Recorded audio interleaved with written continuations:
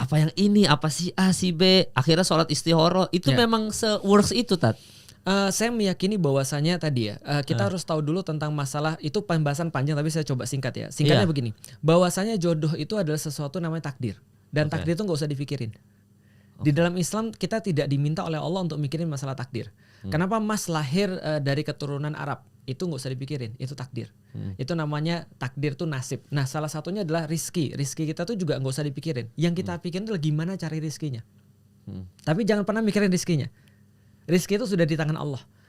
Contoh misalnya, kalau ada orang bilang, saya ini rizkinya dapat miliaran atau dapat jutaan, itu salah. Karena kita lagi mikirin takdir. Sedangkan takdir itu sudah ditentukan dan gak usah dipikirin. Tapi pertanyaan yang benar adalah gimana caranya agar saya bisa dapat miliaran? Atau gimana? Kenapa saya cuma dapat jutaan? Bukan puluhan, bukan ratusan. Itu di bawah kekuasaan kita, di bawah kemudian pilihan kita. Maka itu harus kita pikirin. Jodoh sama Mas. Ini jodoh saya atau bukan ya? Gak usah pikirin. Karena jodoh itu takdir. Yang harus dibikin adalah saya mau kemana, saya perlu kayak apa.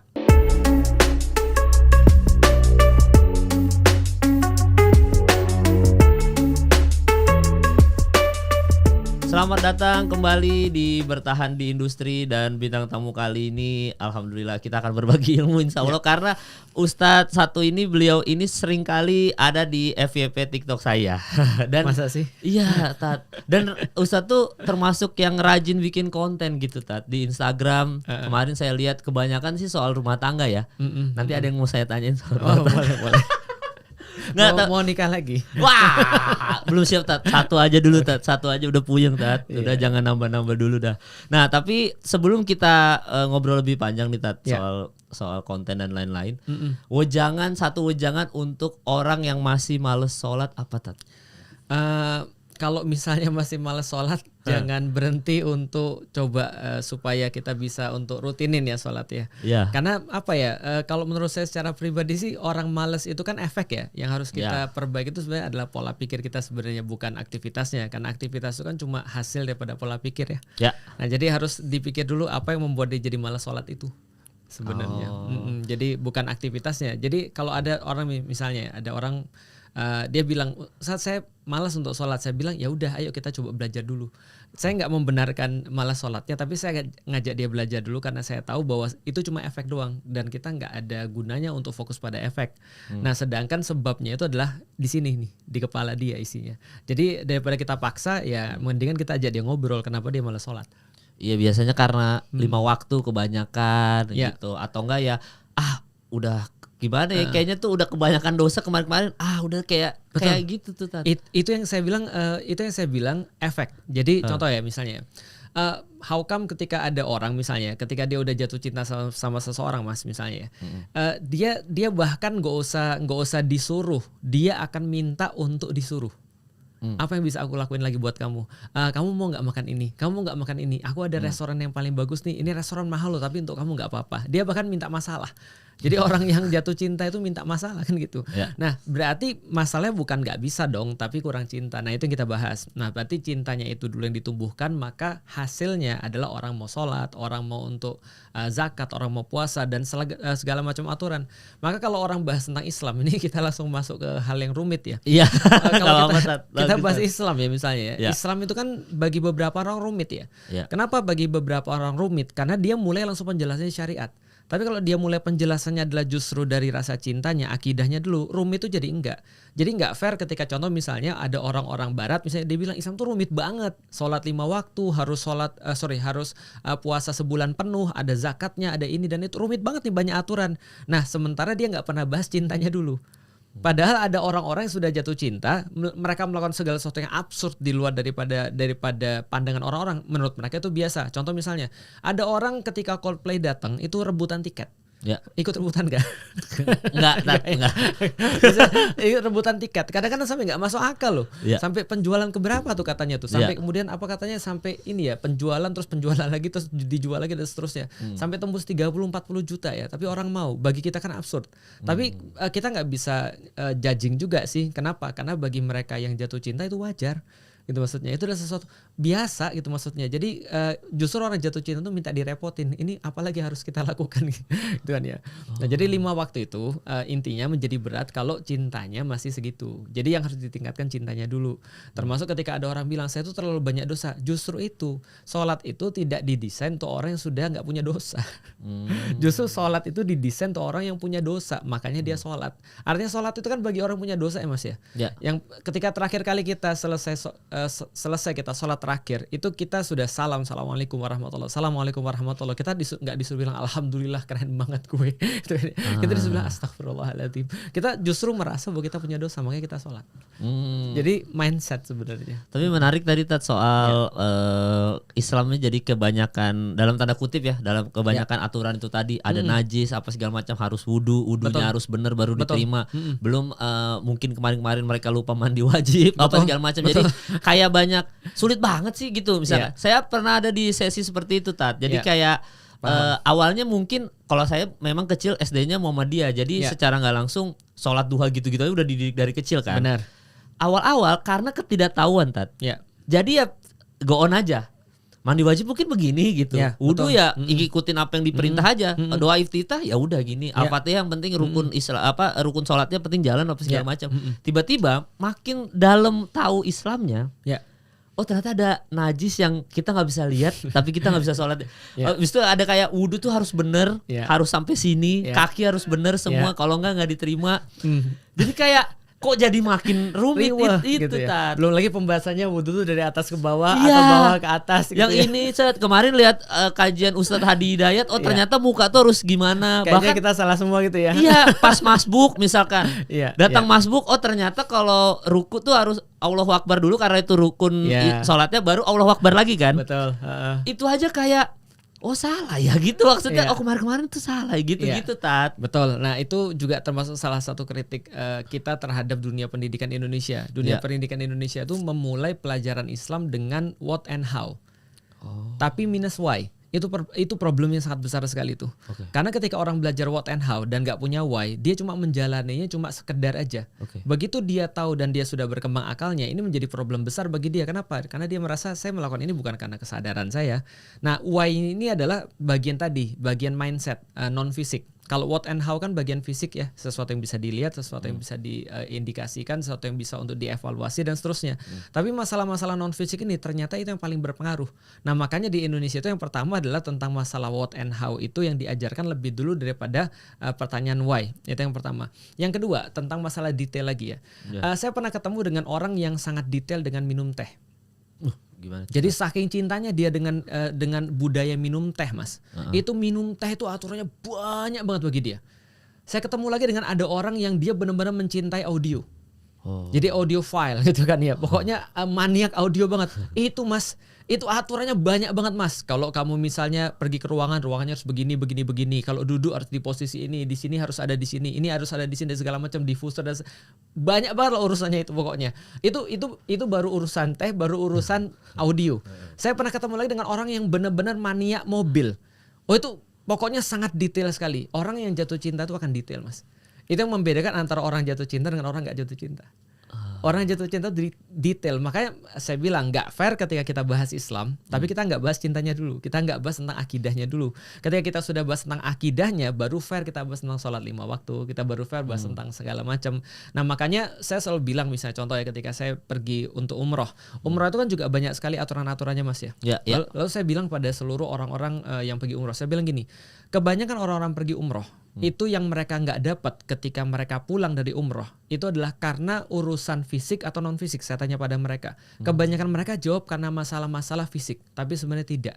Kita itu gagal melakukan ibadah kebanyakan gara-gara masalah non fisik, bukan masalah fisik. Gimana contoh di dalam puasa misalnya Rasulullah pernah berkata begini, kamin soimin, berapa banyak kalian itu ngelihat orang berpuasa laisa lahum min siyamihi, mereka tidak dapat apapun di dalam siamnya atau saumnya itu illal ju' wal kasal, kecuali dia merasa lapar dan merasa capek.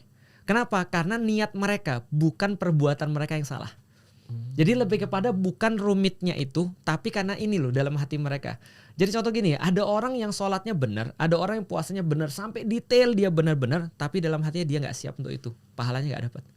Oh gitu Tat? Iya. Tapi ada orang-orang yang dia benar-benar niat mau melakukan sesuatu sesuai dengan yang dia mampu, dia pelajari semua dan dia coba untuk semuanya dia lakukan sesuai dengan yang dia pelajari, tapi ada yang miss, itu Allah cenderung akan maafin. Dibandingkan orang yang salah niat. Nah makanya di dalam Islam itu sebenarnya menurutku sih kenapa kita lebih tertarik untuk belajar tentang masalah why tadi, karena Rasulullah juga memulai dengan masalah why. Maka para sahabat yang hidup di zaman Rasulullah itu kadang-kadang kita menemukan mereka banyak kurang dalam permasalahan what and how. Tapi karena why mereka sangat kencang sekali, itu banyak dimaafkan oleh Allah dan Rasul. Detail what, how, why ini gimana sih? Nah contoh misalnya takbir itu Allahu Akbar. Kalau didetailkan, kalau misalnya kita mau urusin hukum fikihnya, ada yang mengatakan harus tangannya sampai batas telinga. Lalu kemudian setelah itu dia bersedekap, dia baca suratul Fatihah. Setelah dia baca suratul Fatihah sebagai salah satu daripada rukun salat, dia lanjutkan dengan rukun salat yang lain. Pertanyaannya, kalau andaikan ada orang misalnya dia udah niat salat, terus tiba-tiba dia lupa 1 rakaat, diterima nggak salatnya? Enggak. Diterima. Dia lupa 1 rakaat nih, harusnya sholat zuhur 4 rakaat, dia 3 rakaat salam, itu diterima asal dia melakukan segala sesuatu yang paling maksimal sesuai dengan kemampuan dia. Dia atau misalnya diingetin sama jamaah bilang, Ustadz mohon maaf Ustadz, ini tadi Ustadz jadi imam tapi cuma 3 rakaat. Oh saya cuma 3 rakaat ya, iya mohon maaf saya salah, yuk kita sujud sahwi bareng-bareng. Itu diterima sholatnya, gak usah ngulang lagi. Artinya Allah itu memaafkan segala sesuatu yang bersifat teknis. Kenapa? Karena bersifat teknis itu kalau lewat, kita sudah sesuai kemampuan kita, benar-benar sesuai, itu insya Allah akan dimaafkan oleh Allah kalaupun kurang. Tapi kalau untuk urusan niat, walaupun sempurna kemudian pelaksanaannya, itu cenderung nggak dimaafin, Mas. Cenderung nggak diterima. Ada orang sedekahnya betul, misalnya sedekahnya di masjid tapi pengen disebut misalnya, nggak diterima oleh Allah. Nah makanya menurutku permasalahan non fisik ini lebih penting daripada permasalahan non fisik. Permasalahan fisik. Kalau di dalam kalau orang di dalam Islam dia sudah benar-benar paham tentang masalah non fisik, masalah hati, masalah niat, masalah cinta pada Allah, insya Allah kedepannya itu akan lebih mudah. Umroh misalnya, kita udah benar-benar niat ini adalah undangannya Allah, ya sudahlah kita udah kayak orang diundang. Namanya orang diundang ya sampai di sana ya apapun dinikmati. Tapi begitu ada orang yang niatnya sudah nggak benar gitu kan ya, walaupun dia ngerti teknisnya, dia paham dan hafal, tapi tetap aja nggak ada nilai dalam perbuatan dia. Karena nilai itu kan tergantung niat. Kalau dia niat tapi lebih sempurna lagi gimana Tat? Nah itu pahalanya lebih banyak. Nah, itulah makanya kan contoh misalnya di dalam Islam ini Islam konsisten sekali. Contoh misalnya Islam mengatakan, kata Rasulullah dalam Islam tuh pandangan orang tentang baca Quran misalnya sama kayak sholat kan ya. Apakah baca Quran hukumnya bisa baca Quran tuh hukumnya wajib? Tidak. Yang wajib itu belajarnya. Jadi yang wajib itu belajarnya. Ada orang-orang yang sudah belajar Mas, entah kenapa sulit banget lidahnya Mas. Itu ngomong fa jadi pa, itu orang Sunda misalnya. Orang Minang ngomong kok jadi ka misalnya. Dia nggak bisa sempurna dalam mengucapkan Al-Quran. Apalagi dalam lidahnya orang Indonesia kadang-kadang kebolak-balik Mas. Itu kan ya. Do jadi za jadi segala macam kebolak-balik. Nah, kalau dia misalnya terbata-bata dalam mengucapkan Quran, itu masih dapat dua pahala. Satu pahala adalah pahala baca Quran, satu lagi pahala terbata-bata. Malah lebih enak kadang-kadang. Contoh ya, ada orang lancar baca Quran, alam nasyrah laka sadrak, udah dapat pahalanya 1 huruf 10 pahala. Nah kalau ada orang baca Quran nggak bisa, alam gitu. Udah berapa kali diucapkan alam itu. Nah berarti udah berapa kali lipat pahalanya, karena pahala susahnya dapat, pahala baca Qurannya dapat. Jadi Islam konsisten. Jadi kalaupun kita dalam masalah teknis kita merasa masih banyak kurang, bagus. Merasa sudah pro, itu yang justru nggak boleh. Tapi yang benar-benar kita harus lurusin adalah niat kita sebenarnya. Tadi rasa cinta, rasa pengen untuk menyenangkan Allah sesuai dengan perintah Allah dan seterusnya. Itu yang paling penting. Ya saya alhamdulillah pernah umroh juga Tat. Walaupun itu bukan undangan, maksudnya kayak endorse ya jatuhnya. Astagfirullah. Tapi betul. Sedikit saya potong ya. Dalam pandangan kita, umroh itu adalah undangan, apapun itu. Ada teman saya yang saya ajak dia, yuk namanya Fuad, kita pergi umroh yuk. Dia juga masih bertanya-tanya sampai pergi ke sana Mas. Kenapa harus saya yang pergi? Kan masih banyak yang lain. Umroh ini nggak masuk bucket list saya dalam tahun ini. Dia bilang bucket list dia pergi ke Seoul misalnya, pergi ke Korea karena dia suka Korea. Kenapa saya dan segala macam. Disitulah kita jelasin bahwa umroh itu bukan pilihan kita. Adapun saya ngajak kamu itu cuma masalah syariatnya aja, masalah kenyataan. Tapi sebenarnya yang ngundang kita tuh Allah. Karena yang nganggap hambanya itu pantas atau tidak Allah, mau percaya mau enggak itu, tapi itu kenyataannya. Buktinya adalah kalau seandainya umroh itu bukan undangan, banyak orang lebih kaya daripada kita tapi nggak bisa pergi. Iya juga. Ada orang yang pergi Mas sampai bandara itu nggak masuk ke Ka'bah Mas, nggak, maksudnya sampai bandara dia stres, lalu kemudian sakit, lalu kemudian pulang lagi. Setelah zamannya pulang lagi. Ada yang nyampe hotel Mas sakit sampai pulang.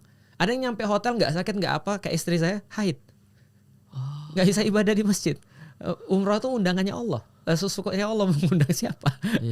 Nah syariatnya ya ada orang dapat endorse, ada orang misalnya dibayarin, ada orang misalnya dengan uangnya sendiri, itu syariat.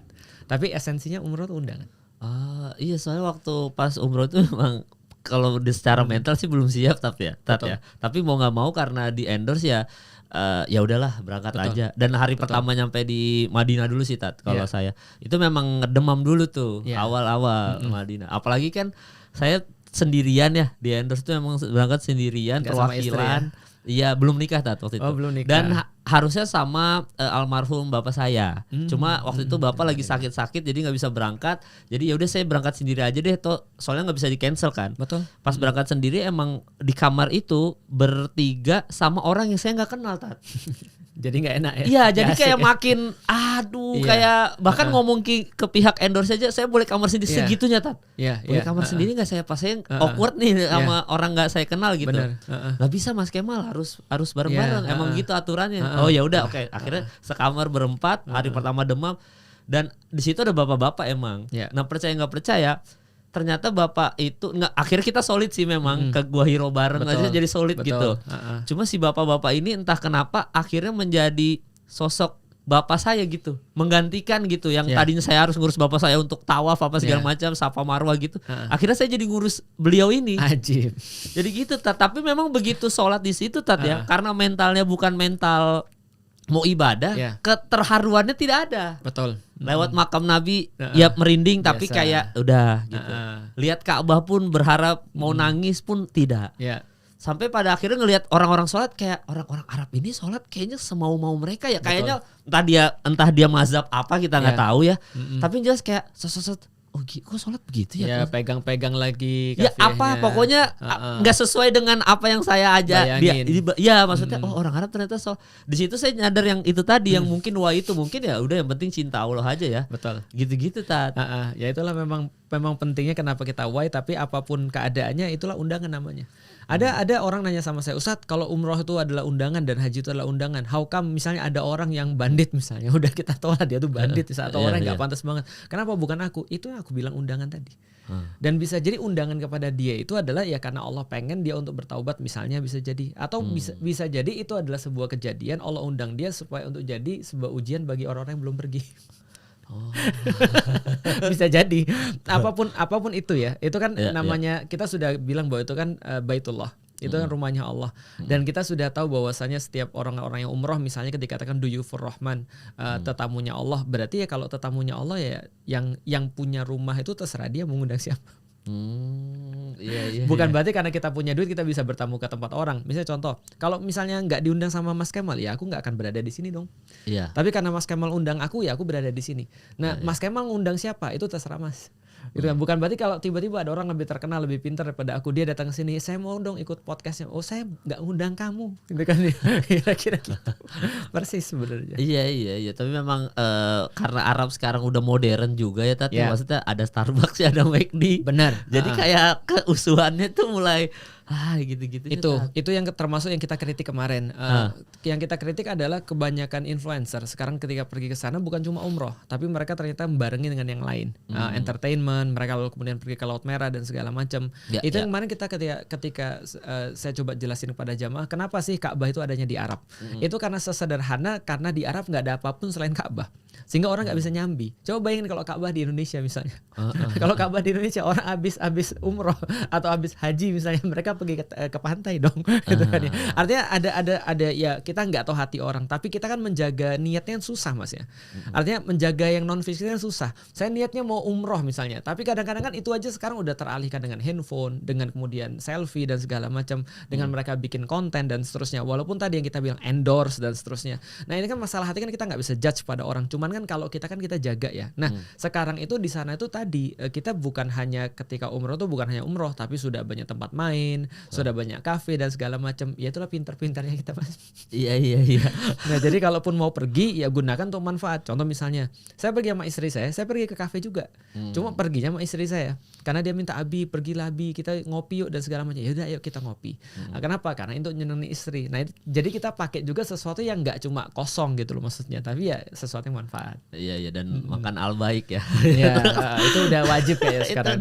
Tapi memang waktu berangkat ke sana kan ada ini menarik juga karena waktu itu Ustadz pernah ada di FYP saya soal mengkasihani. Ya, kita masuk ke cinta dari kasihan. Betul. Jadi waktu itu pas saya umroh ke sana karena saya lihat Ka'bah, saya sering cerita juga sih ada di beberapa podcast. Tapi begitu saya ke sana lihat Ka'bah hari pertama dari Madinah itu saya tidak terharu. Saya makan tuh di Grapari Telkomsel atau apa barengan sama jamaah yang lain. Terus ada satu ustadz gitu masih muda seumuran saya.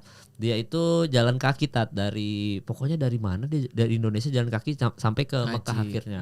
Nah di sana itu dia cerita karena dia orangnya juga anak muda jadi gue lu aja. Terus dia bilang Mal itu apa namanya istilahnya. Nah dia ngobrolnya gini sih Tat. Dia memang karena ini ngobrolnya santai ya.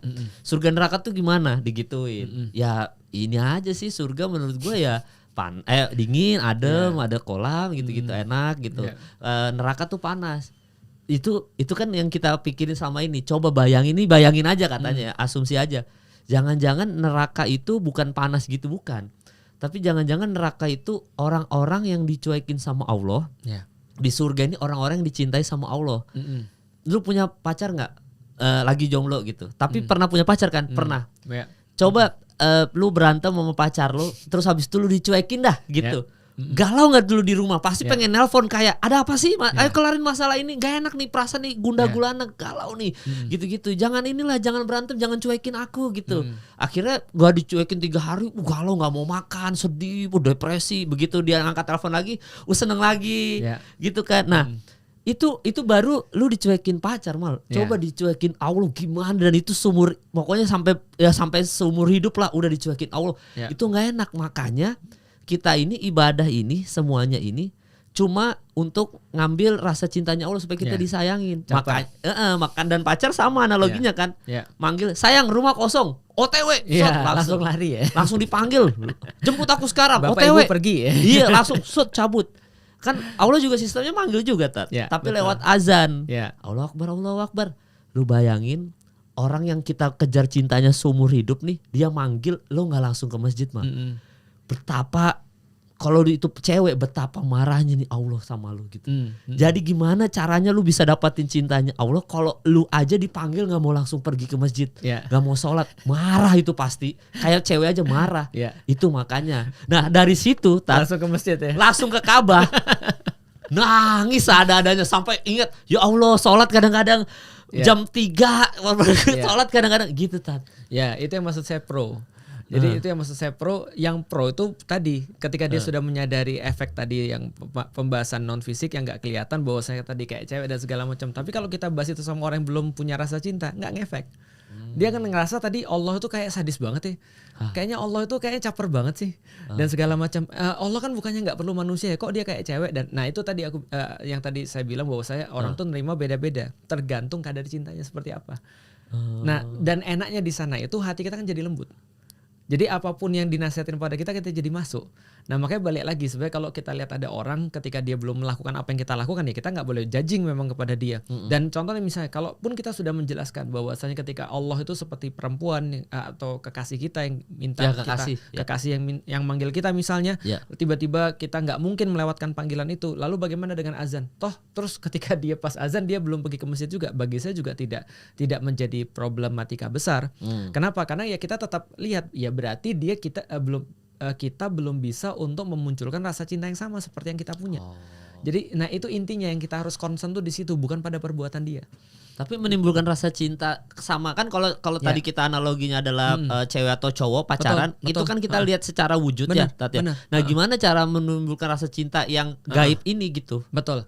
Sebenarnya nggak gaib juga. Karena rasa cinta sendiri itu sebenarnya juga sesuatu yang nggak kelihatan juga sebenarnya. Tapi kalau untuk memunculkan cinta pada Allah, sebenarnya cukup dengan kenal Allah. Sama seperti ketika kita kenal dengan seseorang. Nah makanya kenal ini kan tidak harus ketemu. Kadang-kadang ada orang kenalan cuma ingat Mas Kemal umur berapa ya? Sekarang 30-an? 33 ya. 33 berarti masih sempat ngerasain MIRC nggak? Masih lah. ASL PLS itu. Oh iya, itu asal bisa, please ya. Orang bisa jatuh cinta loh dengan itu Mas. Cuma ASL PLS cuma ketikan doang Mas. Pertanyaan apakah kita jatuh cinta dengan ketikan? Tidak. Yang kita jatuh cinta adalah dengan karakter yang kita bayangkan, yang kita kenal daripada dia. Kalau omongannya kayak begini, nih kayaknya orang nih berkelas nih. Kalau omongan kayak gini nih kayaknya nyenengin saya, kayaknya kita cocok. Padahal cuma ngechat doang Mas. MRC doang Mas, namanya siapa? L Arkansas itu misalnya. Dan kita nggak tahu wujudnya ya. Nggak tahu wujudnya. Bahkan kita cowok atau cewek. Iya benar. Nah tapi kan kita kan jatuh cinta karena kita merasa kenal, gitu kan ya. Bahkan cuma dengan tulisan. Al-Quran juga tulisan. Gitu kan ya. Artinya kalau kita merasa kenal dengan Allah, kita bisa mencintai Allah. Artinya kalau kita tahu, contoh kayak gini lah misalnya, ketika seseorang itu misalnya ketika dia punya ayah dan ibu, dia punya ayah dan dia bisa mencintai ayah ibu ketika dia ngelihat. Pertanyaannya berapa banyak orang yang ibu dan bapaknya masih hidup tapi bantah sama bapak ibunya. Jadi kan nggak harus, kan ini kan sebaliknya Mas, kita kan nggak harus untuk lihat atau untuk fisiknya ada untuk kita munculin cinta, karena belum tentu juga orang fisiknya ada juga dicintai. Ada berapa orang tuh sudah benar-benar harus untuk, saya tuh udah ngelahirin kamu loh, ini loh fotonya waktu kecil, gitu. Kamu lahir tuh kayak gini loh bentuknya, ketika kamu sakit nih, ini ibu nih, anak tetap keras kepala. Berarti kan dia nggak bisa untuk menyadari itu. Beda dengan ada orang yang walaupun dia nggak ngeliat Allah, tapi dia bisa menyadari. Dia terpisah ratusan tahun dengan Rasulullah, tapi dia masih merasa sayang dengan Rasulullah. Itu adalah sesuatu yang memang ya tergantung cara orang mengenali. Maka di dalam Al-Quran, kalau orang nggak kenal Allah, ya orang nggak mungkin bersyahadat. Kalau orang nggak bersyahadat, dia nggak mungkin menjalankan tadi yang kita bahas di depan tadi, rumitnya Islam atau detailnya Islam. Contoh, ada salah satu temanku namanya Mas Jaya Setiabudi kalau kenal. Pakar UMKM. Dia juga mu'alaf Chinese. Dan orang-orang mu'alaf ini kan ditanya beda-beda Mas. Kenapa kamu masuk Islam? Dia jawab gini, saya ini adalah seorang pembuat sistem UMKM. Dia bantuin banyak orang-orang UMKM dan dia buat sistem bisnis. Dia bilang karena saya buat sistem bisnis, saya tahu bahwa detail itu penting. Nah karena detail itu penting, maka sistem tuh benar-benar harus dibuat secara detail untuk meminimalisir segala sesuatu yang kita nggak duga. Nah karena itulah saya bilang saya suka Islam. Kenapa? Begitu dia ngeliat Islam, dia bilang Islam tuh rumit banget, aturannya banyak. Maka dia bilang yang buat nih pasti nggak main-main. Coba lihat ya, ini Islamnya sama nih Mas. Ini Islamnya sama, tapi ada orang yang lihat, wah rumit banget nih, parah nih. Nah, ada satu lagi bilang, wah ini gila nih, ini yang buat nih nggak mungkin main-main nih. Ambilnya situ ya, point of view-nya ya. Jadi banyak point of view. Artinya kalau kita, makanya kita bilang semakin pro orang, dia semakin detail. Ketika orang semakin pro, dia akan semakin perhatian pada yang detail. Karena orang-orang barat bilang aja devil lies in details. Yang namanya setan itu kan dia bersemayamnya di tempat-tempat detail. Makanya kenapa perencanaan itu harus detail untuk meminimalisir setan itu. Meminimalisir ketidakpastian itu kan gitu kan. Nah, Islam itu sangat detail Mas. Saking detailnya itu kalau kita terapkan dan sesuai dengan detail itu, kita merasa nggak terbebani justru. Justru kalau ada orang pergi ke puncak terus di pinggir jalan tuh nggak ada pembatas jalan Mas, itu malah ngeri Mas. Lah kita tuh kayak pergi ke puncak tapi ada pembatas jalannya banyak, nah itulah namanya aturan tuh. Ya, biar kita nggak masuk jurang, kita nggak apa. Tapi proses Ustadz sendiri akhirnya mencintai Allah gimana? Kan Ustadz mualaf tadi kan. Betul. Dan itu kita semua udah tahu gitu. Ya, ada satu yang saya nggak bisa nafikan. Pertama yang saya nggak bisa nafikan adalah bahwa Tuhan ini eksistensinya pasti. Itu saya nggak bisa nafikan. Kenapa? Karena saya udah cerita dalam banyak kajian saya bahwasanya ketika orang tuh berpikir, maka dengan berpikir itu dia akan dapat satu eksistensi yang nggak akan bisa untuk dinafikan. Yaitu adalah Tuhan. Nah ketika saya dapat Tuhan yang eksistensi tidak bisa dinafikan, maka saya tahu juga bahwa saya pasti diciptakan dari eksistensi ini. Karena saya tidak bisa punya bukti yang lain. Kalau kita cerita panjang, tapi intinya adalah Tuhan ini pasti ada setelah kita berpikir, dan berarti Tuhan menciptakan saya. Nah kalau Tuhan sudah menciptakan saya, berarti apapun yang saya nikmati sekarang, itu kalau nggak atas izin Allah itu nggak bisa. Kita sampai pada titik begitu. Nah itu pun menjadi sudah salah satu alasan yang sangat kuat bagi kita untuk mencintai Allah. Maka di dalam Al-Quran tuh dalam surat Quraisy itu Allah katakan, kalau kalian nggak bisa menghargai apapun yang Allah berikan kepada kalian, kalian nggak bisa menghargai nafas, kalian nggak bisa menghargai istri yang diberikan, atau suami, ataupun anak-anak, ataupun makanan, ataupun segala macam, semua nggak bisa dihargai. Minimal dua, Anda dikasih rasa aman dan Anda dikasih rasa kenyang. Dah kalau nggak ada Allah, dua itu nggak bisa Anda nikmati. Cuman kan orang kan nggak mau untuk misalnya untuk in depth ke situ. Orang baru bisa in depth biasanya kalau dia sudah hampir mati. Dia baru ngerasa tuh. Makanya orang-orang yang nggak punya Tuhan mendadak dia akan merasa bahwa dia harus berharap pada satu. Mas coba lihat Mas, orang-orang Barat tuh Mas ya. Dia bilang dia nggak percaya sama Tuhan. Tapi dalam titik hidupnya yang paling rendah, dia akan mengharapkan sesuatu yang terjadi secara miraculous. Ya kan ya? Artinya coba bayangin Mas, seumur hidup dia berbicara tentang hukum dunia. 1 + 1 sama dengan 2, 3 + 3 sama dengan 6. Lalu kemudian 9 pangkat 9 sama dengan 81 misalnya dan seterusnya. Itu semua yang dipelajari adalah tentang yang pasti-pasti, tentang ilmu pasti mereka bilang. Bahkan mereka seolah-olah sudah mendewakan ilmu pasti sains itu. Tapi ketika mereka udah mau mati Mas, atau dalam sakit keras, ataupun dalam masalah besar yang mereka nggak bisa harapkan. Yang mereka harapin apa Mas? Keajaiban Mas.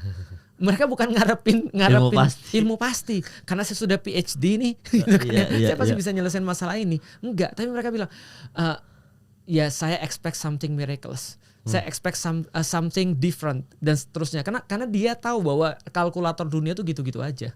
Karena dia tuh hitungan dunia tuh gitu-gitu itu udah terprediksi sama dia. Dia perlu sesuatu yang miraculous. Makanya manusia tuh senantiasa berharap tentang sesuatu miraculous. Kadang-kadang kalau saya kritik peradaban barat tuh gini, seumur hidup mereka bahas segala sesuatu yang bersifat fisik, tapi yang mereka cari di dunia tuh yang bersifat non fisik, kan lucu. Orang-orang barat coba ditanya, apa yang mereka cari? In search of happiness. Kami mencari kebahagiaan. Ya masalahnya lu nggak pernah belajar untuk untuk dapat kebahagiaan. Lu belajar di sekolah gimana cara dapat duit.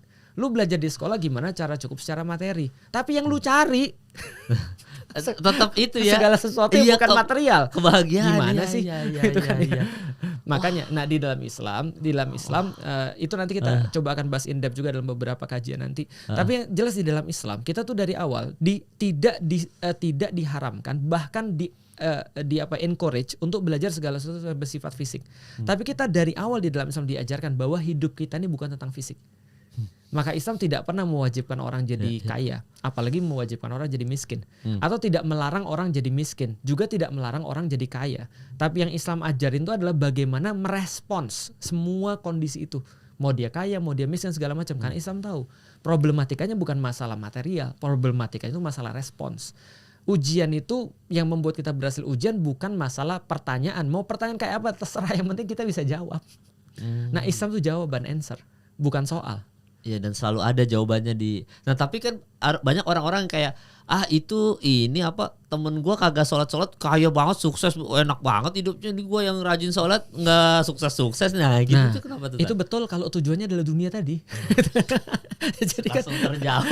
Jadi kalau tujuannya adalah dunia pasti dia akan nilainya dari dunia tadi kan. Dia ternyata hidupnya masih sukses. Sebentar, yang kamu bilang sukses itu apa dulu kan gitu kan ya. Tapi coba lihat ya, kalau ada orang nggak sholat lalu dia kemudian nggak peduli pada agama dan segala macam, dia pasti punya masalah-masalah yang lain. Hidup itu ada tumbalnya. Kalaupun tidak ada tumbalnya, pasti nanti akan ada di sisi akhirnya pasti akan ada tumbalnya. Kenapa? Karena di dalam Islam kita juga meyakini bahwa orang itu akan dinolkan rekeningnya sebelum dia mati. Dan itu bagus tuh. Yang nggak bagus tuh kalau nggak nol sebelum mati, itu nggak bagus tuh. Contoh misalnya berapa banyak kita lihat cerita-cerita kayak Musa, Namrud dan segala macam. Bayangin Mas, kalau kita merasa hidup ini nggak adil, kita cuma hidup berapa lama sih Mas? Aku baru hidup 39 tahun, Mas baru hidup 32 tahun atau 33 tahun. 33 tahun. Lalu kita bilang kadang-kadang hidup itu nggak adil. Aku udah sholat berkali-kali tapi kok kayaknya aku nggak berhasil dalam masalah agama, atau aku nggak berhasil dalam masalah kehidupan, bisnisku masih gitu-gitu aja. Aku suka sama orang, dia dinikahi sama orang lain misalnya kayak gitu.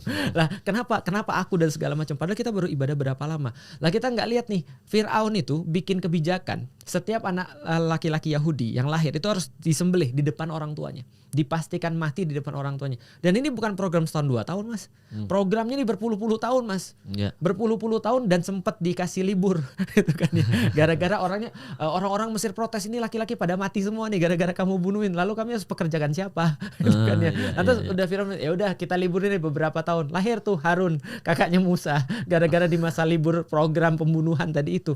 Dan mereka menerima program ini bertahun-tahun Mas, dan mereka bilang Tuhan gak adil. Kita udah berusaha untuk baik, tapi kenapa anak kita dibunuhin dan kenapa harus kita?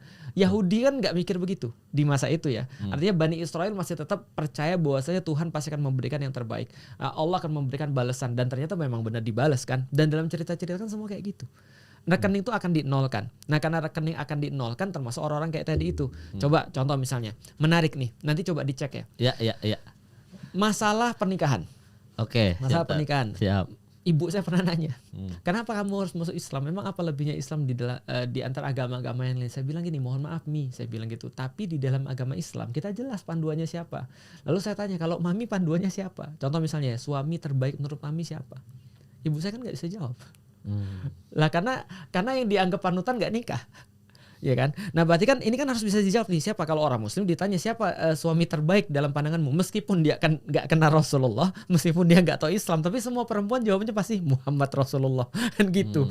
Siapa contoh seorang ayah yang terbaik? Rasulullah. Siapa contoh seorang teman terbaik? Rasulullah. Siapa contoh kepala negara terbaik? Rasulullah. Itu jawaban, setidaknya jawaban apa ya, teoritis seorang muslim. Tapi ya memang benar ada contoh-contoh beliau dalam menghadapi problematika keluarga. Yang ini nggak ada di tempat yang lain kan gitu kan ya. Nah yang menarik lagi adalah aku pernah baca bestseller buku tentang nasihat pernikahan. Itu ditulis oleh seorang perempuan, aku lupa namanya siapa. Tapi dia nulis buku bestseller itu Mas setelah 7 kali gagal dalam pernikahan. Coba bayangin, 7 kali gagal dalam pernikahan. Pertanyaannya, sepintar apapun seorang manusia, dia nggak akan bisa untuk bisa sukses dalam seluruh kehidupan dia. Anggaplah dia tadi ya, dia bisnisnya masih jalan, anaknya banyak dan segala macam, tapi kita yakin kita yakin keluarganya baik-baik saja. Keluarganya baik-baik saja kok, dia kelihatan romantis sama istrinya. Kita yakin dalamnya begitu. Atau dia romantis banget, tiba-tiba bunuh diri. Coba bayangin. Yang kita lihat loh, punya uang, punya mobil, segala macam, punya anak banyak, istri ada, cantik, artis lagi Mas, bunuh diri. Ya. Ada yang istrinya, ya Allah Mas, Song Hye Kyo tuh kurang cantik apa Mas? Lah cowoknya secakep apa tuh? Gitu kan ya. Tapi ternyata kan cerai juga. Iya. Nah, ternyata kan nggak serta-merta ketika kita bisa memerankan jadi orang yang sukses atau memerankan jadi orang yang romantis, lantas rumah tangga kita pasti berhasil. Urusan itu baru rumah tangga, belum urusan yang lain. Tapi tadi kalau ngomongin soal rumah tangga tadi dulu saya kayaknya lupa ya kajian siapa ya. Pokoknya dibilang gini, nanti makanya Ustadz Faili lurusin aja. Cuma dibilang kayak gini. Kenapa kita itu menikah itu menyempurnakan agama? Karena anggap aja agama kita sekarang 50% misalkan kalau persen ya. Terus katanya menikah itu jadi 100% menyempurnakan agama. Kenapa? Karena justru yang paling banyak cobaannya Tat. Jadi semakin coba kan penghapusan dosa, terus abis itu kita justru semakin banyak cobaan kan Allah lagi sayang-sayang sama kita, kebalik kan. Betul. Pola pikirnya. Itu benar Tat begitu. Ada yang menarik. Menikah itu menyelesaikan setengah agama. Karena gini Mas, seluruh nafsu manusia itu cuma ada di 2. Oke. Satu dari sini, mulut. Atau kalau enggak ya perut. Oke. Ya mulut perut sama lah Mas. Mulut perut itu nafsu fisik. Yang satu lagi di bawah perut. Ya benar. Makanya puasa itu kan cuma menahan 2, menahan keinginan perut dan menahan keinginan di bawah perut. Ya kan? Lah kalau kita udah nikah Mas, yang di bawah perut udah selesai Mas. Lah berarti tinggal setengahnya lagi. Perut. Kalau urusan nikahnya benar. Nah kalau urusan nikahnya nggak benar, kebetulan dapat istri yang misalnya cerewet atau dapat istri misalnya ujian. Lah itulah kenapa di dalam Islam tuh ada guyonan. Ulama-ulama tuh punya guyonan. Guyonan ulama-ulama apa Mas? Salah satu syarat untuk menjadi wali adalah punya istri yang cerewet. Dan banyak cerita-ceritanya tentang wali-wali ini yang punya istri cerewet gitu kan ya. Jangankan kita, Umar bin Khattab itu pernah datang ke masjid. Datang ke masjid tidak dalam waktu sholat Mas. Itu orang rame di masjid. Lalu kemudian Umar bilang, wah rajin-rajin nih orang-orang ya. Ketika ditanya, oh ternyata lagi ribut sama istri. Kabur dari rumah tangga. Lah Umar pun ke situ karena ribut juga sama istrinya. Healingnya ke masjid ya. Lah, jadi healingnya ke masjid. Nah artinya kita bisa lihat bahwa salah satu syarat orang jadi wali itu ya punya istri cerewet tadi. Karena istri cerewet itu adalah ujian bagi laki-laki. Tapi kita tahu bahwa di dalam Islam bukan hanya tadi menjadikan seorang laki-laki itu sabar, tapi Islam juga menyediakan instrumen-instrumennya, instrumen pendidikan, instrumen pengajaran, instrumen untuk pembimbingan kepada mereka, bahkan instrumen rewards and punishment-nya ada. Makanya dalam Instagram saya tulis kemarin, semua salah laki-laki. Di dalam Islam itu kan kalau seandainya kita ada sesuatu problem di dalam rumah tangga, itu yang ditunjuk harus kita dulu. kita nggak boleh nunjuk yang lain karena kita itu yang tanggung jawab atas mereka. Karena begitu kita lagi salaman tuh sama bapaknya, bapaknya bilang saya nikahkan anak saya Fulanah binti Fulan kepada kamu dengan mas kawin sekian, kita jawab saya terima nikahnya. Ijab kabul tuh selesai mas, itu pindah tuh semua kewajiban bapak tuh pindah ke suaminya dan suaminya punya tambahan. Bapaknya nggak boleh ngelihat dia telanjang, suaminya boleh. Jadi suami itu lebih tinggi daripada bapaknya karena dapat seluruh hal yang dimiliki bapaknya plus boleh ngelihat anaknya telanjang, itu bapaknya aja nggak boleh. Itu kan ya. Nah artinya apa yang termasuk dipindahin tuh mas? Dipindahin dosa bapaknya kalau anaknya ini bermaksiat. Waduh. Dosa anaknya dipindahin ke suaminya, awalnya milik bapaknya. Kalau bapaknya nggak bisa ngajarin dia untuk jadi baik, yang kena bukan bapaknya lagi karena sudah diserahkan. Itu namanya ijab kabul tuh itu. Kamu sekarang tanggung jawab, bukan saya lagi. Oh, itu. Iya. Tapi kalau ibaratnya tuh kan banyak orang juga kayak soal ngomongin soal jodoh gitu. Yeah. Ini gimana ya caranya? Ini jodoh saya nggak ini ya gitu. Maksudnya apa yang ini, apa si A, si B. Akhirnya sholat istihoroh itu memang se-works itu Tat. Saya meyakini bahwasanya tadi ya kita harus tahu dulu tentang masalah itu, pembahasan panjang tapi saya coba singkat ya. Singkatnya begini, bahwasanya jodoh itu adalah sesuatu namanya takdir. Dan takdir itu gak usah dipikirin. Di dalam Islam kita tidak diminta oleh Allah untuk mikirin masalah takdir. Kenapa mas lahir dari keturunan Arab? Itu gak usah dipikirin, itu takdir. Itu namanya takdir tuh nasib. Nah salah satunya adalah rizki. Rizki kita tuh juga gak usah dipikirin. Yang kita pikirin adalah gimana cari rizkinya. Tapi jangan pernah mikirin rizkinya. Rizki itu sudah di tangan Allah. Contoh misalnya, kalau ada orang bilang, saya ini rizkinya dapat miliaran atau dapat jutaan. Itu salah. Karena kita lagi mikirin takdir. Sedangkan takdir itu sudah ditentukan dan gak usah dipikirin. Tapi pertanyaan yang benar adalah gimana caranya agar saya bisa dapat miliaran? Atau gimana, kenapa saya cuma dapat jutaan? Bukan puluhan, bukan ratusan. Itu di bawah kekuasaan kita, di bawah kemudian pilihan kita. Maka itu harus kita pikirin. Jodoh sama mas. Ini jodoh saya atau bukan ya? Gak usah pikirin. Karena jodoh itu takdir. Yang harus dipikirin adalah saya mau kemana, saya perlu kayak apa? Nih sekarang saya tanya mas. Oke. Mas keluarganya punya istri berapa mas? Keluarganya punya istri. Istri ada berapa? Istri keluarga nih. Bukan. Istri saya. Ya satu. Anaknya? Lagi hamil. Alhamdulillah. Mobilnya apa mas? Saya Baleno Tat. Oke, berarti 5 seater. Iya, 5 seater. Saya punya istri 1. Oke. Anak saya 4 mas. Berarti ada 6 orang. Iya. Menurut mas mobil saya sedan atau 7 seater? 7 seater harusnya. Betul. Itulah namanya pasangan mas. Pasangan itu kita rencanakan dan kita tahu kita tuh mau kemana. Pasangan itu kayak mobil mas, persis. Jadi jangan tanya dulu ini kira-kira sedan ini jodoh saya bukan ya? Ini bakal mobil saya bukan ya? Atau misalnya saya sukanya karena saya pemain Need for Speed, saya sukanya Lancer. Saya suka Lancer 9, tapi saya nggak pernah beli Lancer 9 mas. Kenapa? Karena saya cuma bilang ya saya suka, tapi ini bukan untuk saya. Kenapa? Ya jelas karena anak saya 6. Kalau saya beli kendaraan Lancer. Saya satu-satu Lancer, anak saya nggak masuk mas. Nah berarti perempuan itu atau kekasih kita itu atau istri kita itu atau pasangan hidup kita itu tergantung visi kita mau kemana. Kita tuh mau kemana sih sebenarnya? Kalau mau ke hutan jangan beli mobil sedan. Kalau mau untuk jalan jangan mobil off road. Nyusahin diri gitu kan ya. Kalau mau usaha ya belilah pick up. Kalau misalnya mau usahanya lebih tinggi lagi bawa sawit misalnya Fuso lah. jangan beli sedan gitu kan. Itu menyulitkan diri. Nah kita tuh mau kemana dan kita pilih seperti apa. Makanya istri itu persis kayak mobil. Jadi kalau kita mau cari istri, carilah kayak kita cari mobil. Saya mau kemana? Saya perlunya orang berapa? Saya maunya seperti apa?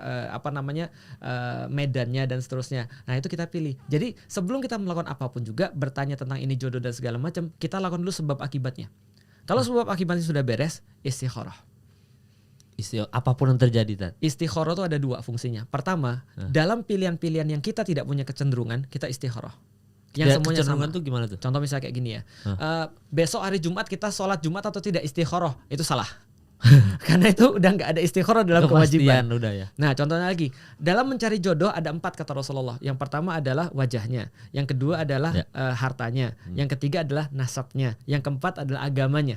Maka pilihlah karena agamanya kata Rasulullah. Tapi ada 4 kriterianya nih. Ternyata sama-sama ganteng mas. Ini cewek ini nyari jodoh sama-sama ganteng, sama-sama agamis, agamanya bagus, sama-sama kaya, sama-sama punya nasab bagus. Cuman satu orang ini kekayaannya misalnya 2 kali lipat daripada yang lain, bukan sama-sama. Ya udah pilihlah yang lebih kaya. Nah itu artinya nggak perlu istikharah. Tapi kalau 4-4-nya sama, istikharah. Dan dia nggak punya kecenderungan istikharah. Yang mana ya? Nah kira-kira dia nanti setelah istikharah dia akan cenderung. Itu fungsi pertama istikharah. Fungsi kedua istikharah adalah meminta kepada Allah kemudahan untuk sesuatu yang sudah kita putuskan. Oke. Itu istikharah. Ya Allah, ini yang sudah saya pilih ya Allah, buat yang lancar ya Allah. Mudahkan ya Allah. Nah, itu istikharah, melibatkan Allah dalam pilihan kita. Jadi ada 2. Jadi kalau bingung nih, benar-benar bingung nggak ada kecenderungan, istikharah. Sudah milih istikharah nggak ada masalah. Tapi kalau di tengah perjalanan udah istikharah, misalkan ada yang bercerai, Tat. Ya. Itu berarti terus ketemu sama perempuan atau laki-laki yang lain dan ternyata itu lebih long lasting, berarti yang awal ini salah jodoh gitu. Jodohnya udah selesai. Itu jodohmu, dan jodohmu udah selesai ketika kamu bercerai sama dia. Ada begitu, Tat? Ada. Jadi jodoh itu, takdir itu adalah milik Allah. Maka kita nggak usah mikirin. Berarti kata orang, Ustadz kalau memang itu jodoh dia, kenapa dia bercerai sama orang itu? Berarti jodohnya sudah sampai di situ. Sudah selesai sampai di situ. Dan dia harus berjodoh lagi dengan orang lain, bisa jadi. Oh bisa begitu, Tat? Bisa begitu, makanya nggak usah dipikirin. Pelajaran takdir itu paling memang agak mumet. Dan kita memang istikharah aja yang penting ya, berusaha sebaik-baiknya. Kalau ternyata ini ada yang menyimpang, emang berarti jodohnya sudah selesai. Sudah selesai. Contoh misalnya kayak saya, sebelum saya menikah, saya tahu pasti saya mau jadi apa. Maka saya tulis dalam surat khitbah saya kepada istri saya. Misalnya salah satu yang saya tulis adalah siap-siap kamu diduakan demi Allah dan Rasul. Saya nggak tahu saya jadi kayak apa, tapi pengennya saya akan memberikan kajian dan segala macam. Berarti saya nggak di rumah lama dong. Berarti kamu mau nggak sama saya kalau saya nggak di rumah? Nanti kalau kamu punya anak, ajarin dia seperti apa keyakinan bapaknya dan segala macam. Dan saya tulis semua tentang masa depan yang saya inginkan, visi saya seperti apa. Dan saya perlu seorang perempuan kayak kamu, saya bilang. Kenapa? Karena saya nggak bisa untuk nyari perempuan yang harus saya ajarin lagi. Saya harus nyari perempuan yang sudah siap, yang sudah jadi, yang sudah dibina, tinggal dibini. Kalau dibini terus belum dibina, nanti kalau nggak bisa dibina, dibinasakan. itu guyonan. Nggak usah. Nah, saya cari istri yang sudah siap. Dalam bahasa saya nyari istri yang diajak lari, bukan yang sore geret-geret lagi. Jadi yang bukan yang nyusahin saya, tapi yang memudahkan saya. Nah, saya urut tuh semuanya. Maka saya minta kamu. Nah, saya minta cuma 2 dukungan cuma 2 yang saya minta dari kamu untuk saya. Pertama, kamu percaya saya. Yang kedua, kamu dukung saya selama dalam dakwah. Dan jangan 2. Cuma itu aja, karena saya sudah kasih tahu visi saya apa, lalu kemudian saya minta 2 dan saya bilang jangan 2. 1 murtad, 2 selingkuh. Selama kamu nggak melakukan 2 ini, it's negotiable, nggak ada masalah. Kamu nggak bisa masak nggak apa-apa. Kamu nggak bisa nyuci, it's not a problem. Kamu ngomongnya agak kasar, kita bisa bicara, kita bisa ngobrolin. Aku bisa maafin kamu, aku bisa ngajarin kamu. Kamu nggak ngerti tentang ini, nggak apa-apa, kita cari masalah bareng-bareng. Kamu nggak punya rumah, ngontrak, nggak apa-apa, kita cari solusinya bareng-bareng. Nah jadi kita harus tentuin dulu mana yang negotiable dan yang mana yang nggak negotiable. Nah dari mana negotiable dan tidak negotiable itu dari visi. Nah dari kita udah tahu visinya kemana nih. Contoh visi kita mau ke Turki nih misalnya. Negotiable-nya apa? Naik pesawat atau naik kapal, itu negotiable. Atau naik pesawat merek ini atau merek itu negotiable. Yang nggak negotiable, naik sepeda itu nggak negotiable. Bisa dipahami mas ya. Jadi kita udah tahu nih, kita nih mau menikah karena apa dan kapan kita harus menghentikan pernikahan, kita juga sudah tahu. Saya juga membimbing banyak orang ketika dia mau pisah. Dan ketika mau pisah saya tanya dulu biasanya, kamu nikah karena apa?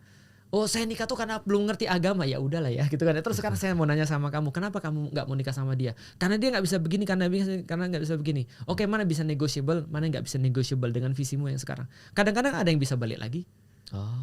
Kadang-kadang ada yang nggak bisa balik lagi. Dan kalau benar-benar itu nggak bisa negotiable karena benar-benar dia sudah punya visi yang berbeda, biasanya setelah cerai pun satu nikah lagi dan sama-sama baik. Dan jadi berarti bukan aib juga kan, gitu maksudnya. Jadi ya tergantung negotiable dan unnegotiable-nya itu. Nah terus kalau misalkan ada konflik tadi kan, kalau paling benar adalah ketika ada konflik rumah tangga adalah cerita ke Ustadz gitu ya. Orang yang ngerti. Tapi kalau kita cerita, misalkan saya punya konflik rumah tangga, saya cerita ke editor saya nih, ya kan, itu membongkar aib dosa atau enggak, Tat? Nah tergantung editornya punya kemampuan menyelesaikan atau tidak. Ya kan bisa aja buat sharing aja. Nah, kalau buat sharing aja menurut saya jangan, apalagi masalah-masalah rumah tangga. Karena itulah dikatakan bahwa perempuan itu adalah pakaiannya laki-laki dan laki-laki adalah pakaiannya perempuan. Alias yang nyentuh kulit kita itu adalah pakaian. Berarti yang tahu dalaman kita itu cuma istri. Karena mostly Mas, kalau kita cerita sama orang ada guyonannya. Orang bilang kalau Anda cerita sama orang, hanya 20% orang yang sebenarnya peduli dengan masalah Anda. 80%-nya senang dengan masalah Anda. Karena ternyata ada yang separah juga, maksudnya punya lu nggak bahagia ya ternyata. Nah gitu. betul. Jadi daripada di-sharingkan, mendingan sharingnya sama orang yang ngerti sekalian. Nah berarti aib kita terjaga dan kita memang solusi. Makanya Imam Nawawi ketika beliau bahas tentang gibah itu ada yang diperbolehkan. Yaitu gibah kepada orang yang bisa menyelesaikan permasalahan itu. Psikiater, psikolog termasuk. Psikolog atau dokter, tergantung masalahnya apa. Kalau masalahnya adalah masalah, contoh misalnya, ya mostly hampir semua masalah agama sih. Karena urusan emosional, psikis itu juga masalah agama sebenarnya. Tapi tadi kalau misalnya dia adalah problemnya cuma problem komunikasi emosional yang tidak melibatkan ada dalil, ya dia pergilah ke psikolog. Atau dia pergilah ke tempat misalnya ya konsultan dan segala macam. Tapi kalau misalnya itu masalah fisik, karena ada juga pernikahan tuh masalah fisik, dia pergi dokter fisik gitu kan. Jadi kayak gitu-gitu. Oh iya memang itu juga sempat ini sih Mas, boleh nggak ya cerita ke temen nih ada masalah, siapa tahu dia, karena mungkin pertimbangannya adalah nih temen pernah melewati kesalahan yang sama. Kalau itu bisa. Karena dia udah ahli tadi. Nah betul, karena dia punya pandangan. Saya dulu juga begini, menurut saya coba kamu kesini deh, atau coba kamu begini deh. Nah itu bisa, nggak ada, karena dia kan punya kemampuan untuk menyelesaikan kan. Jangan random aja, jangan random, apalagi kemana-mana. Dan semua orang tahu Mas Kemal punya masalah, Mas Kemal punya itu, orang akan ngomong kemana-mana. Untuk kamu aja ya, untuk kamu aja. Ujungnya semua tahu. Apalagi sekarang Mas, lebih parah lagi, ribut di story. Iya, ada yang lebih parah lagi, ribut podcast. Kayak itu gimana tadi kan? Itu yang kita sedih banget. Karena gini Mas, terus terang ketika aku di zaman-zaman sosial media kan positif negatif Mas ya. Iya. Salah satu yang paling negatif menurutku adalah ketika orang nggak punya lagi waktu untuk istrinya dan istrinya nggak punya waktu untuk suaminya. Artinya mereka tuh senantiasa bawa followersnya. Bayangin gini Mas, ada orang bawa bunga untuk istrinya, sayang, ini bunga untuk kamu sayang. Sebenarnya ini dia lakukan untuk istrinya, untuk followersnya atau bos. Dan kalau aku jadi istrinya, aku bilang, bisa nggak sih itu dimatiin supaya aku tuh tahu bahwa yang kamu lakukan tuh memang untuk aku, bukan untuk yang lain. Ketika kita lagi main sama anak kita kemudian dijadiin konten dan seterusnya, ya kan ya. Nah artinya kita lagi ngelayanin ini atau ngelayanin followers nih konten kita, karena kan kita pasti akan ngomong sesuatu yang pengen didengar oleh followers kita dong. Atau melakukan sesuatu yang seolah buat mereka untuk betah ngeliatin live kita dong. Lah gimana dengan anak-anak ini? Padahal mereka juga perlu kita. Makanya waktu kebersamaan terus ada. Nggak semua hal harus diumbar kepada orang lain. Ada beberapa hal yang suami itu harus tahu bahwa memang istriku melakukan ini cuma untuk aku. Dan istri itu merasa memang dia tuh ya begitu. Ada orang nggak ada orang tuh ya begitu. Jangan sampai istri merasa, loh kok lu ketika live doang baik sama aku. Ketika nggak live lu baru sifat asli lu kelihatan. Nah kadang-kadang nggak semua harus diumbar sih. Kalau spill perselingkuhan di sosial media itu juga problem menurutku, problem yang sekarang baru ya. Karena maksudnya viral kan. Coba Mas, menurut Mas ya, sebelum ada sosial media kan orang kan nggak pernah spill ya, memang karena nggak ada sosial media. Tapi kan mereka nggak pernah ngumbar ke tetangga. Kenapa? Karena mereka tahu itu adalah sebuah aib. Tapi sekarang setidaknya kita sekali lagi kita nggak ngejudge. Setidaknya ada benefit yang bisa diambil di situ. Apa? Exposure. Ya kan ya. Artinya semua orang kan, jangankan orang selingkuh Mas, orang mandi lumpur aja mau untuk dapat exposure Mas. Apalagi kalau dia memang merasa, oh ini ternyata diperhatikan dong misalnya. Nah kalau ada perselingkuhan di spill dengan alasan apapun, orang bilang bahwasanya supaya orang lain bisa mengambil pelajaran dan seterusnya. Tapi yang saya lihat itu jadi justru wajarisasi maksiat. Orang-orang jadi ngeliat maksiat itu wajar, dan Anda mengambil orang-orang yang harusnya belajar dan bermasalah menjadi guru dan menjadi teladan. Nah ini kan menurut saya kan problem besar ya. Ini kok gini sih gitu kan ya. Bukannya harusnya orang yang nggak bisa tuh belajar dulu gitu maksudnya, belajar dulu, jangan dijadikan sebagai teladan atau guru gitu maksudnya. Seolah-olah ya gini loh caranya, seolah-olah kayak ya balik lagi ya. Menurut saya kalau saya ketika saya contoh misalnya, saya punya anak misalnya, anak saya nggak sholat, harusnya saya sedih dong, gitu kan ya. Ini exposure nggak? Exposure banget. Anak Felix Show tidak sholat, coba exposure nggak? Exposure banget dong. Tapi kan saya kan sedih, harusnya kan saya tutupin. Kenapa? Karena saya masih berharap jangan sampai ini keluar. Lah kalau ini keluar Mas, pertama nggak ada kebaikan bagi anak saya, dia akan bilang tuh bapak saya nggak sholat malah udah diumbar kemana-mana. Tadi niatnya baik loh. Iya padahal niatnya sebenarnya ngasih tahu ini harusnya gimana ya. Betul. Untuk pelajaran orang ya. Tapi ternyata nggak gitu ya. Betul. Ternyata orang-orang nangkapnya malah yang salah. Terus yang bermasalah nggak akan pernah jadi baik. Itu problematika. Yang kita kejar apa sih? Ketika kita marah sama seseorang atau ketika kita nggak suka sama seseorang, yang kita pengen dia sakit, dia merasa kemudian nyesel, atau dia bisa jadi baik. Kebanyakan kan enggak kan? Nyeselnya ya. Iya betul. Nyeselnya atau dia minimal merasa apa ya? Kayak apa ya? Dia merasa kayak apa ya? Dia pembalasan tuh harus lebih sakit gitu loh. Dia merasa sakit. Jadi kita tuh melakukan sesuatu untuk kepuasan kita, bukan untuk dia berubah. Wah, itu salah udah tuh Tata. Bukan salah lagi. Lah tujuannya apa? Lah istri saya lagi belajar naik mobil Mas. Iya. Dia parkir. Saya udah bilang, Dek kalau parkir mundur. Jangan parkir maju. Kenapa? Roda itu yang gerak di depan, bukan roda belakang. Itu kan ya. Maka kecuali kalau ada mobil baru nih yang bisa gerak semuanya. Enggak, ada parkirnya jangan maju, mundur. Dia bilang enggak, maju tuh lebih mudah. Saya bilang enggak, mundur. Saya lagi ngajarin kamu nih. Saya udah frequent flyer nih, nyetir gitu kan ya. Kamu kan baru nyetir baru beberapa pekan. Parkirnya mundur aja. Dia tetap nekat parkir maju. Yang kejadian apa Mas? Yang kejadian ketika masuk ke dalam garasi itu spion kena, dia kemudian panik digas. Wah udah dari depan sampai belakang tuh beret. Terus kita keluar kan spion udah gini-gini tuh. Iya. Loh, saya punya pilihan nih, saya marah. Kamu itu kupingmu kemana? Kan emosi Mas. Kita udah ngomong gak didengar. Kupingmu kemana segala macam. Udah dibilangin juga. Kalau saya sempat ngucap gitu Mas, apa yang terjadi? Pertama yang sudah pasti dia akan merasa down. Yaudah saya nggak usah nyetir lagi. Saya nggak mau nyetir lagi. Kenapa? Yang kedua dia ngeliat suaminya marah-marah. Puas nggak saya? Puas dong Mas. Tapi dia berubah nggak? Iya, berarti yang paling benar adalah jika ada masalah lagi perselingkuhan atau apa udah kelarin di dalam aja atau ke konsultan tadi. Betul. Ustadz nyari ustadz, konsultan psikolog, psikiater yang ahlinya ya. Betul. Lebih baik seperti itu daripada spill. Betul. Karena nanti jatuhnya jadi dendam aja. Betul. Dan yang kita pengen apa sebenarnya? Nah, jadi makanya kita nggak pernah ngejudge orangnya. Tapi yang saya bilang tadi, di dunia zaman sekarang itu karena terlalu banyak opsi-opsi yang kita bisa dapat sebagai benefit. Kadang-kadang kita tuh nggak bisa ngelurusin niat kita. Sebenarnya ini benar-benar niat untuk ngasih tahu orang supaya nggak punya masalah yang sama, supaya suaminya nggak selingkuh, supaya misalnya ada orang-orang bisa mengambil pelajaran, atau ini untuk exposure. Ini loh Mas, ada orang selfie terus di depan Ka'bah. Bukan nggak boleh Mas, saya juga foto di depan Ka'bah nggak ada masalah. Tapi kalau misalnya yang saya bilang nggak semua harus difoto dan nggak semua harus diekspos. Dan ketika ada orang, lu kok pergi umroh malah di situ foto-foto selfie dan nggak ibadah, malah di depan Ka'bah itu loh ada orang banyak doa dan segala. Lo kamu malah live, dia bilang gini, ini supaya untuk membuat orang semangat dan menginspirasi orang pergi ke Masjidil Haram, pergi untuk umroh. Kita dalam hati mikir gini, orang nggak perlu diinspirasi, semua orang muslim tuh pengen kesana dan nggak bakal habis sampai akhir zaman gitu maksudnya. Nah tapi kan balik lagi, kita nggak ngejudge, cuma ini ada banyak sekali hal yang bisa berkelindan gitu loh maksudnya. Tugas kita sebagai seorang pengingat tuh adalah ngasih tahu, kalau kamu lagi misalnya sama istrimu terus kamu videoin lalu kamu kontenin semua kebaikan kamu sama istrimu, itu benar, kamu bisa beralasan itu adalah pengen nunjukin romantis. Tapi ingat ada backside-nya juga, bahwasanya istrimu nanti merasa bahwasanya ini cuma untuk follow down, bukan untuk aku. Karena ketika kamu nggak lagi live, kamu nggak gitu sama aku. Nah pas kayak tadi juga sama kan ya, ada plus ada minusnya. Nah cuma tugas kita adalah mengingatkan jangan sampai karena exposure. Karena yang kita lihat zaman sekarang orang tuh ketika dia misalnya contoh ya, dia sekarang dia menemukan istrinya selingkuh atau suaminya selingkuh misalnya ya.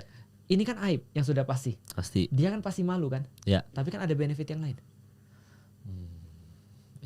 Coba bayangin Mas, coba bayangin gini.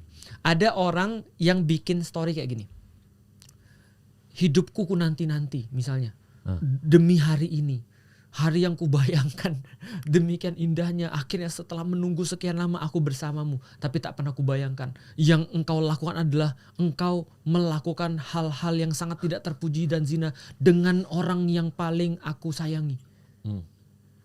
Dia nikah sama seorang laki-lakinya selingkuh sama ibunya, sempat-sempatnya bikin story. Kalau saya mikir saya dalam kondisi kayak gitu ya, sakit mental mungkin saya udah Mas. Iya. Nggak sempet untuk story apa segala macam, udah mental udah kena dan nggak stop sampai di sana, diundang. Waduh. pergi ke media dan segala macam. Ini yang saya bilang kan, balik lagi kan ya. Akhirnya kenapa kita menjadikan orang-orang bermasalah sebagai guru? Kenapa kita menjadikan orang-orang yang harusnya dia belajar menjadi orang-orang yang problem? Tapi kan bukan salah dia dan segala macam. Itu yang kemudian kita sampaikan. Jangan sampai ini menjadi wajarisasi. Besok-besok kalau ada orang melihat, ada orang punya masalah dalam kehidupan dia akan segera menjadikan ini konten dulu. Aduh, iya. Jangan-jangan hidup kita ini sekarang cuma nyari konten aja. Kita lagi main-main sama anak kita, kapan nih dijatuh nih, supaya bisa jadi konten. Akhirnya konten semua ya. Nah itu maksud saya tuh. Akhirnya kita nggak punya, tadi kalau itu concernnya adalah pasangan, kita nggak punya rasa trust kepada pasangan kita. Gitu. Makanya itulah pentingnya ada saya ngobrolnya ini ada saya nyebutnya obrolan ranjang yang harus kita simpan aja. Kadang-kadang kita harus ngobrol berdua sama istri. Kapan kita terakhir punya waktu sama dia sendiri dan nggak mikirin yang lain, nggak ngeliat HP, nggak mikirin yang lain, ya cuma kita aja. Dan sayangnya ini kayaknya kita generasi terakhir yang punya bapak ibu kayak gitu. Iya. Kan generasi kita kan sudah nggak gitu lagi. Saya aja ngerasa nggak gitu. Iya udah beda ya. Udah beda. Bapak ibu kita nggak pernah mikirin followers. Sekarang kita mikirin likes, followers, engagement. Dan bapak ibu kita nggak punya track record di sosial media. Iya. Kita bisa bayangin tuh anak-anak kita nanti atau cucunya Kemal Pahlevi misalnya. Kakek gue ternyata misalnya kayak gitu. Kan kita punya track record, Mas. Kita punya rekaman jejak di dunia maya karena kita ya generasi digital imigran. Gitu. Iya, wis gila gokil nih Ustadz Felix nih. Gokil. Banyak ilmu nih teman-teman semua nih. Tapi nih Tat, karena ini mau tahun politik nih kita sebelum udah Tat ya. Terakhir tadi terima kasih buat ilmu-ilmunya, saya dapat pencerahan nih buat diri saya sendiri, semoga yang lain juga. Terakhir nih Tat, karena sebentar lagi kan mau tahun politik Tat. Dan selalu ada soal ambigu soal misalkan ulama ikut parpol mana atau pilih siapa atau segala macam. Tapi soal membawa isu agama atau enggak ulama yang akhirnya misalkan mendukung salah satu pilpres ya misalnya salah satu capres itu gimana Tat? Ya, nah dari 2017 bahkan sebelum itu saya selalu menyampaikan pada orang-orang bahwasanya ulama itu posisinya adalah pengarah. Ulama itu adalah posisinya pengarah bukan talent. Makanya saya sangat sedih ketika ulama tuh sekarang dijadiin talent. Dan kadang-kadang kadang-kadang mereka mau untuk jadi talent. Padahal ulama itu kan bukan talent. Ulama itu kan di atasnya, di atas daripada bahasan-bahasan ini tuh ada ulama tuh di situ. Jadi ibaratnya gini, mau siapapun pemimpinnya ulama tuh tetap akan ada. Maksudnya kalau saya secara pribadi ya, Felix Xiao disuruh jadi wakil presiden, turun jabatan dong. Walaupun nggak pernah ada yang mau ya. Tapi turun jabatan dong kita. Kenapa awalnya kita ngarahin, kita jadi talent gitu maksudnya. Nah sekarang jurkam itu sebenarnya talent kan sebenarnya. Nah maka kalau mau mengkampanyekan bukan mengkampanyekan orangnya. Balik lagi. Nah, di dalam Islam kan ada non fisik, ada fisik. Ternyata ada juga di dalam urusan politik ada pemimpin, ada sistem kepemimpinan. Nah, makanya di dalam Islam itu contoh kata Rasulullah misalnya, kalian itu kalau seandainya ada seorang pemimpin, taatlah sama dia. Kalau selama dia menerapkan aturan-aturan Allah, taat sama dia walaupun dia seorang budak yang rambutnya itu kayak kismis, kata Rasulullah. Jadi kalau kalian lihat di bukan Arab, bukan Quraisy, dia seorang budak berkulit hitam. Dan rambutnya kayak kismis maksudnya nggak high rated lah kira-kira gitu, nggak bangsawan lah kira-kira gitu ya. Nah tetap taat sama dia selama dia pegang Islam. Artinya sistem kepemimpinan ini lebih penting daripada siapapun orangnya. Contoh Mas, kita kira-kira gini, politik kepemimpinan itu sama kayak sholat. Kalau kita lagi sholat, orangnya kemudian taruhlah misalnya orangnya tuh kumel. Misalnya taruhlah dia tuh bukan kumel lah ya, tapi orangnya ya bajunya nggak bagus, orangnya pendek. Misalnya lalu tapi hafalan Qur'annya bagus. Dia layak jadi imam. Atau dia nggak punya hafalan Quran pun, dia asal dia sudah balik dan sudah memenuhi syarat sebagai imam, dia juga layak jadi imam. Artinya imam itu siapapun boleh jadi imam, asal yang dibuat adalah imam sholat, bukan di situ dia mimpin paduan suara. Gitu kan. Bisa dipahami nggak maksud saya? Nah, ulama juga sama. Ketika ulama itu harusnya ketika menjelaskan, dia harus menjelaskan bahwasanya yang harus diterapkan tuh apa, bukan hanya pemimpinnya. Pemimpin itu penting, tapi kita juga harus menjelaskan sistem kepemimpinan. Maka bukan hanya pemimpin, tapi sistem kepemimpinan. Satu lagi, orang megang emas, yang berharga orangnya atau emasnya? Emasnya. Maka fokus jelasin emasnya. Sehingga ketika emas itu pindah ke siapa yang megang, kita bisa dengan sangat mudah menjelaskan. Tapi zaman sekarang orang fokus jelasin orangnya yang megang emas, orangnya yang berharga. Tiba-tiba emasnya dia lepasin. Orang-orang tetap bilang, lo kan lu nyuruh itu. Bukan itu emasnya. Karena orang bisa berubah Mas, sistem enggak. Islam tuh nggak bisa berubah, Muslimnya bisa berubah. Felix Xiao dulu bukan Muslim, tapi Felix Xiao bisa berubah. Dan Felix Xiao bisa berubah lagi nggak jadi jahat? Bisa. Maka jangan pernah mencintai Felix Xiao. nanti Anda kecewa. Ya. Tapi cintailah apa yang Anda suka pada saya tuh suka Felicio karena dia berani. Saya tuh suka Felicio karena dia lucu misalnya, taruhlah kayak gitu misalnya kualitasnya. Berarti yang dia suka lucunya. Ketika Felicio sudah nggak ada, apakah dia putus asa? Enggak. Masih banyak orang yang berani. Kita nggak akan kehabisan orang yang lucu. Itu kan ya. Artinya nah kualitasnya ini apa? Nah Islam highlight di situ. Makanya begitu Nabi Muhammad meninggal, semua orang stres. Satu orang yang nyadarin. Abu Bakar bilang, kalau kalian nyembah Muhammad, Muhammad sudah wafat, mati, sudah balik ke rohnya. Tapi kalau kalian nyembah Tuhannya Muhammad hidup dan gak bakal mati. Nah maka dalam tahun politik ini mau gak sih kita bicarain segala sesuatu yang kayak gitu aja lebih bagus. Gimana tentang sistem kepemimpinan yang gak banyak dibahas orang. Semua orang bahas tentang sistem kepemimpinan. Ada satu yang menarik, mungkin ini agak sedikit detail ya. Dalam satu buku judulnya Hakadha Zohara Jilu Salahuddin wa Hakadha Adatil Quds. Judul bukunya adalah inilah kenapa Salahuddin bisa bangkit, kenapa generasi Salahuddin bisa bangkit, dan inilah kenapa Baitul Maqdis itu bisa balik lagi ke tangan kaum muslimin. Jadi membahas bagaimana cerita Salahuddin Al-Ayyubi dan generasinya itu membebaskan Baitul Maqdis. Menarik sekali di situ seorang penulis namanya Dr. Majid Al-Kilani, dia mengatakan begini, selama orang masih berharap bahwa ada satu orang yang bisa mengubah keadaan, maka mereka belum siap untuk bangkit. Karena kebangkitan itu tentang generasional, bukan perkara individu. Oke. Jadi kalau kita mau bahas tentang Indonesia nih, jangan bahas orang, kita bahas generation. Nah, soalnya gini, bahas generation ini lebih pelik mas, lebih susah, lebih sistematis, lebih panjang. Makanya nggak mau orang banyak garap. Karena orang maunya instan. Oh kalau ini yang megang nih Satrio Piningit nih pasti nih. Oh dari wajahnya ini wah keren banget nih. Ini pasti akan menyelamatkan Indonesia. Nggak ada satu orang yang bisa menyelamatkan Indonesia.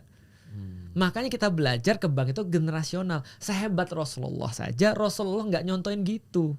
Rasulullah nyontoin untuk ngumpulin 40 orang sahabat di 3 tahun pertama. Lalu kemudian ngumpulin lagi ratusan yang lain pada 3 tahun kedua, seterusnya. Sampai kemudian Islam tuh bangkit. Yang Rasul ajarin apa? Kurikulum, bukan orang. Rasul nggak pernah untuk membuat dirinya itu dikultuskan. Mama berapa banyak hari ini hari Jumat Al-Kahfi bahwasanya Muhammad itu bukanlah salah satu bapak daripada kalian. Dia cuma manusia biasa. Cuma dia dikasih wahyu. Gitu aja. Kita nggak pernah disuruh mengkultuskan Nabi Muhammad seolah-olah bahwa Islam tidak akan pernah bisa jalan tanpa ada Nabi Muhammad. Ternyata sampai sekarang kita masih bisa jalan. Masih bisa. Nah ulama itu fungsinya di situ mas. Jadi jangan jadi talent. Sistemnya ini yang karena kalau kita nanti jadi talent mas, itu nanti Islamnya nggak akan kelihatan bagus. Yang kelihatan. Jadi gini mas, Islam tuh agak sedikit apes mas sekarang. Kenapa apes? Felix Xiao nih ya masuk Islam.